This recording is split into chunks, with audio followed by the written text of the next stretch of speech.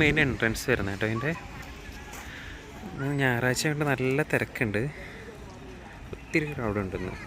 ഇവിടെയാണ് ഇവിടെ മെയിനായിട്ടുള്ള പ്രതിഷ്ഠ വരുന്നത്. വിഷ്ണുവാണ്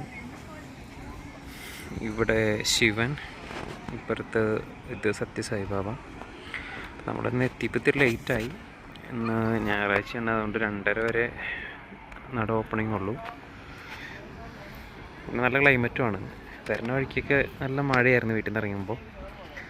നല്ല കൊള്ളാം, അടിപൊളി അമ്പലമാണ് കേട്ടോ. നല്ല വ്യൂ കാണും ഇവിടെ. പുള്ളിക്കാരി അവിടെ തൊഴുതിറങ്ങി വരുന്നുണ്ട്. സത്യസായിബാബനെ ആദ്യമായിട്ട് കാണണമെന്ന് തോന്നുന്നുണ്ട്. ഏത് ദൈവമാണെന്ന് വിചാരിച്ചിട്ടാണോ പ്രാർത്ഥിച്ചു വരുന്നത്?